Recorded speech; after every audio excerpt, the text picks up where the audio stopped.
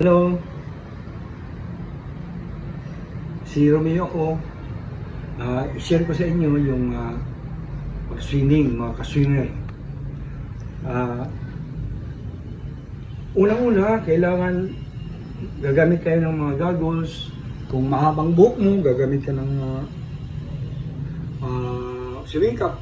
Ngayon, kung pang babae at lalaki, kung magpapabili kayo, kailangan mas mabuti yung may adjuster.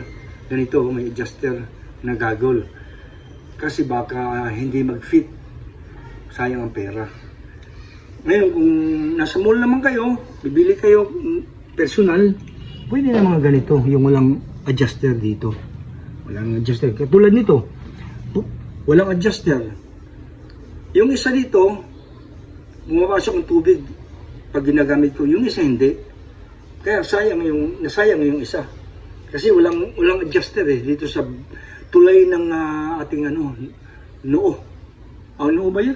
Ilong. Tulay ng ating ilong. Wala kasing adjuster Tapos, sa swimming cap naman, huwag kayo bibili ng ganito, yung mga low quality kasi pag lalangoy kayo, pwede matanggal ito Yung bibili nyo, yung mga rubberized, yung ano talaga, kumakapit sa ulo. Tapos, sa lalaki naman, kailangan may swimming trunk kayo para fit, para kakapit talaga, para hindi sa paglalangoy hindi makakasagabal. Para sa babae, yung binibili nila swimming suit naman yung pang swimming sa babae meron. Hindi yung bathing suit yung pang swimming talaga para sa babae. Ngayon,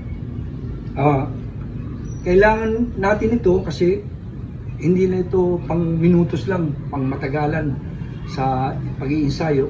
Kaya kung wala nito, sasakit ang mata natin, baka ma-infection. Kaya kailangan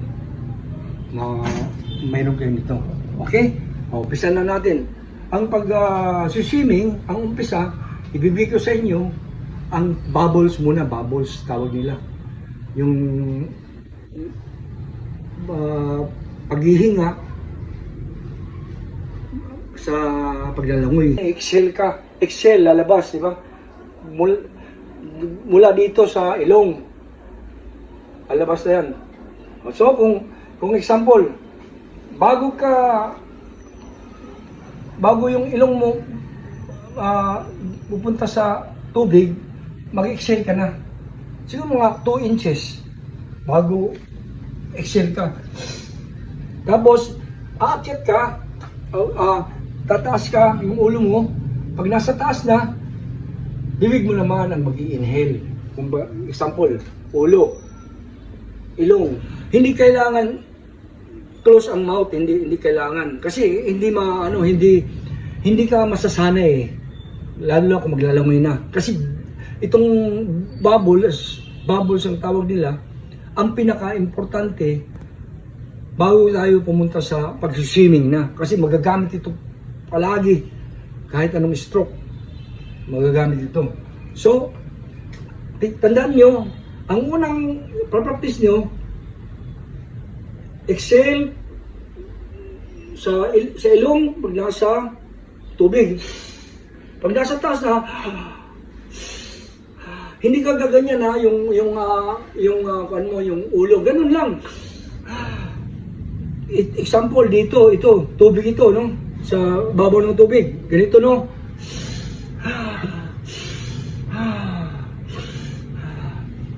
Gawin mo siguro mga 50 times.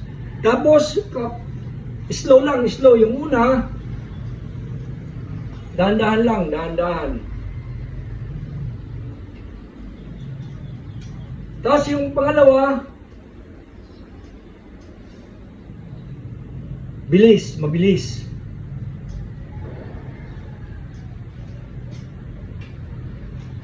Yung pangatlo, pinakamabilis mo. Mabilis. Yung pangapat, tigil hininga. Pipigilin ang paghinga.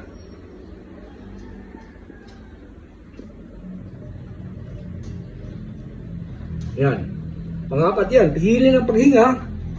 Pag wala ka ng oxygen, saka ka na hihinga through mula sa sa bibig. Tapos baba. Yan.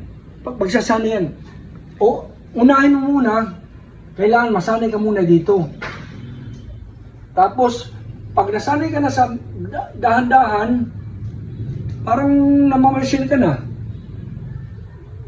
Sasanayin mo, number 2, mabilis. Ganun, mabilis. Tapos, kung sanay ka na, siguro mga 100 times, maintindihan mo na, yung parang wala na. Parang mamasyal ka lang. Parang ganito na ang nangyayari. Nasanay ka na kasi eh. Tapos, pag masanay ka sa mabilis, yung pinakamabilis mo magagawa. Sanayin mo. Importante ito eh. Itong pinaka-importante sa pag-swimming. Yung mga magagaling dyan, nag-umpisa sila dito, sigurado. Hindi naman ako magaling, pero alam ko, nag-umpisa sila dito, yung pag-breathing, pagsasanay. Tapos, pipigilan mo ang hininga mo. Pigilin mo. Pag wala ka ng oxygen, saka ka na magbabubble naman. Saka ka, yan. Para masanay ka lang. Okay? Ito ang i-master mo muna. First episode ito. Ito lang muna. Mag-practice kayo muna dito. Ha? Okay? Pag second episode, ang gagawin natin, horizontal naman. Yung nakaganyan sa tubig. Naturo ko rin sa inyo. Kasi ngayon nakaganyan eh. Tapos sunod makaganyan. Okay mga ka-swimmer ha? Mabuti matuto kayo sa pag-swimming kasi mas may confident ang isa't isa pag may marunong mag-swimming. Ha? Okay? Sige, bye. Ito lang muna. Thank you.